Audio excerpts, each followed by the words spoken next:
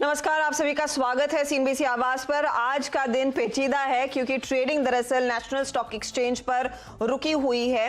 11:40 से ना cash market में कारोबार हो रहा है और ना ही दरअसल आपके फ्यूचर्स में। और इस बीच एक चीज आपने जहन में रखनी है कि कल फरवरी सीरीज की मंथली एक्सपायरी होने वाली है, तो केओस भरपूर है। कई सारे लोग कह रहे हैं कि अब ट्रेड कैसे शुरू किया जाए। खबरें तो ये आ रही थी दरअसल कि 1 बजे यानी कि अब से अगले 4 मिनटों में कारोबार की शुरुआत होने का आसार बनता दिखाई दे रहा था, लेकिन एनएसई की ओर से कुछ ही देर पहले, कुछ ही क्षणों पहले दरअसल बयान आया है कि ट्रेड शुरू करने पर एनएसई ने इनफैक्ट सफाई जारी की है कि कोई कंफर्मेशन नहीं दे सकते वो इस समय कि 1 बजे कामकाज शुरू होगा।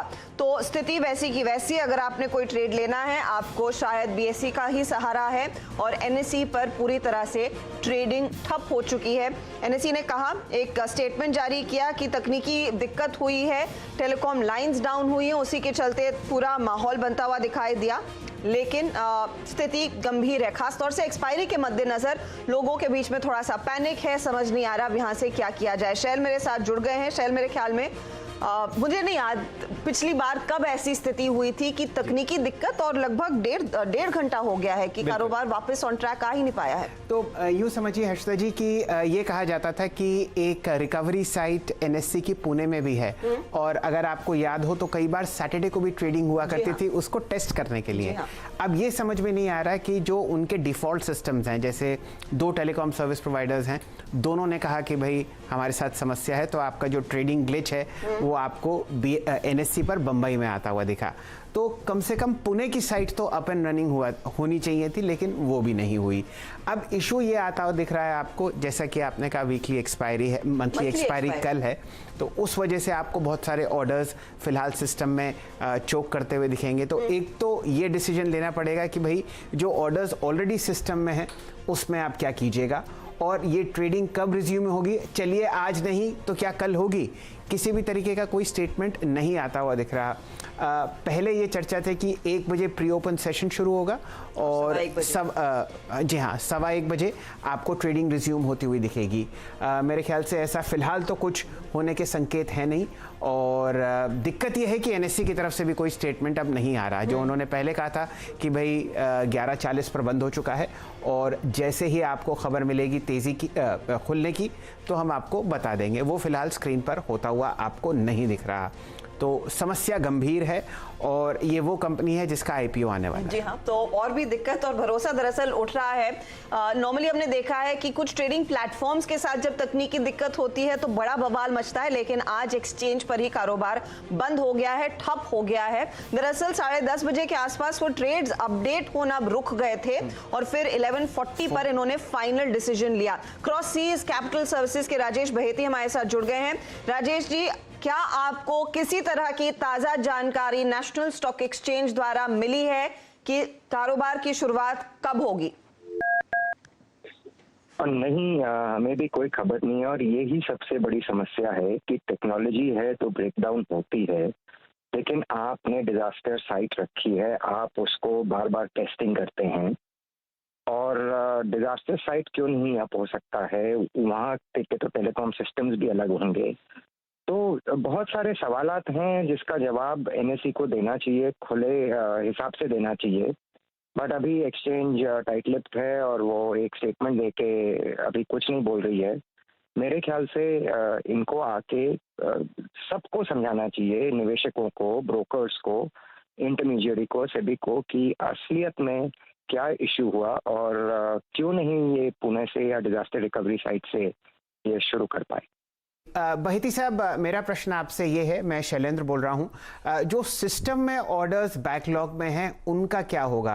नॉर्मली ये फैसिलिटी हुआ करती थी कि वो सारे ऑर्डर्स कैंसल्ड माने जाते थे और सृष्टि की रचना दोबारा शुरू होती थी। अगर आपके जहन में कोई ऐसा एक्सपीरियंस हो तो वो शेयर कीजिए।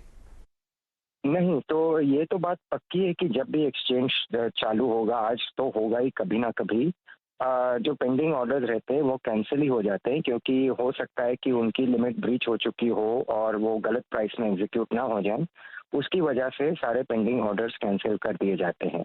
बट कुछ लोगों ने जो ये बकेट ट्रेड्स डाले हैं कि सिस्टम आजकल जो ऑनलाइन ब्रोकर्स ऑफर करते हैं कि आप कोई शेयर खरीदते हैं या बेचते हैं तो साथ में एक स्टॉप लॉस ऑर्डर जाता है, तो अब उनको ये तकलीफ होगी कि वो स्टॉप लॉस ऑर्डर भी निकाल दिया जाएगा।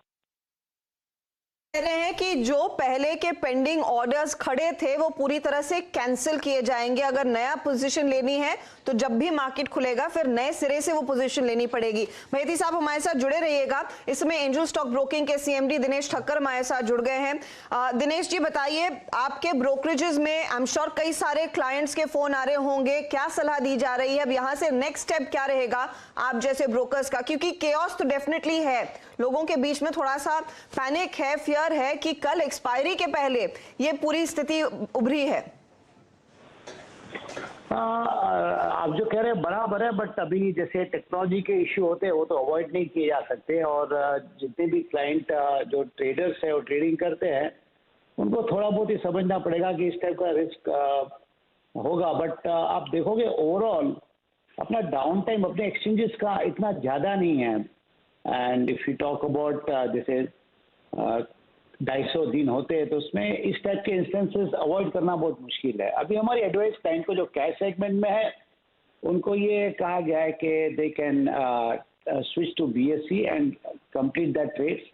बट जो FNO सेगमेंट जो कि मेजॉरिटी NSE के पास है, वहाँ पे जो रिटेल कस्टमर है, जब भी अभी मार्केट रीस्टार्ट होगी तो वी एक्सपेक्टिंग प्राइस का कोई बड़ा डैमेज नहीं होगा and they will be able to put their orders again afresh.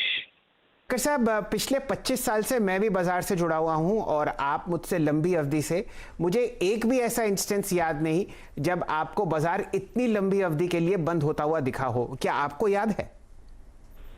तो अभी 25-30 साल की बात करेंगे, वहां से टेक्नोलॉजी के इनरोड्स काफी हुए। अब 25 साल पहले देखोगे तो कुछ लोग सिर्फ पार्टिसिपेट कर पा रहे थे स्टॉक मार्केट में। अब टेक्नोलॉजी के हिसाब से अब देखो हमारे पास जो क्लाइंट आ रहे हैं ऑलमोस्ट पूरे कंट्री से आ रहे हैं। Almost we cover more than 99% of pin codes. तो टेक्नोलॉजी का एक बेनिफिट भी हुआ है, और उसके साथ में अगर इस टाइप का कोई डाउन टाइम होगा we will take in stride. No, अभी कंपेयर करना लास्ट 25 ईयर से मुश्किल होगा, बिकॉज फर्स्ट आप पहले का हीरा लोगे वो काफ़ी फिजिकल था, और उसके बाद में जो आया हीरा इंटरनेट का उसमें फिजिकल ऑफिस चालू रहती थी। अगर कोई भी तकलीफ होती थी कस्टमर को तो उसके पास एक ऑल्टरनेटिव था कि वो फिजिकल ऑफिस में कॉल कर सकता है। बट अब डिजिटल हीरा में जब बड़ा बेनिफिट हुआ है, फर्स्ट ऑफ ऑल पेनिट्रेशन का, सेकंड बेनिफिट हुआ है कॉस्ट टू द कस्टमर। नहीं, मेरे ख्याल से ठक्कर साहब, आप ये जो डिस्कशन है शायद ये अलग तरीके से जा रहा है।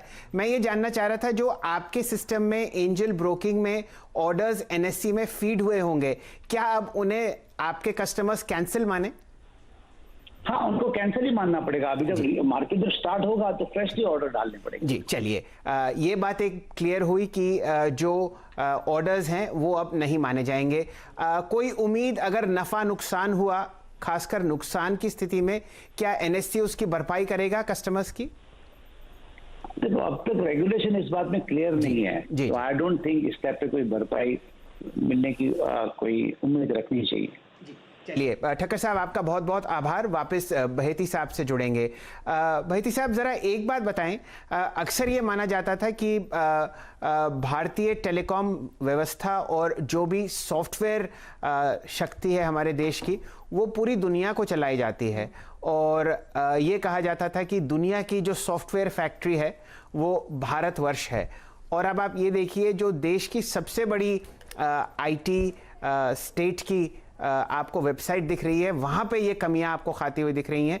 और यही नहीं कि आपकी मेन साइट डाउन है, आपका जो डिजास्टर रिकवरी सिस्टम भी है उसने भी काम नहीं किया। ये तो सवाल तो उठाने चाहिए, उठाने पड़ेंगे, लेकिन सबसे इम्पोर्टेंट चीज़ है कि इसका खुलासा और सही जवाब NSE हमें दे।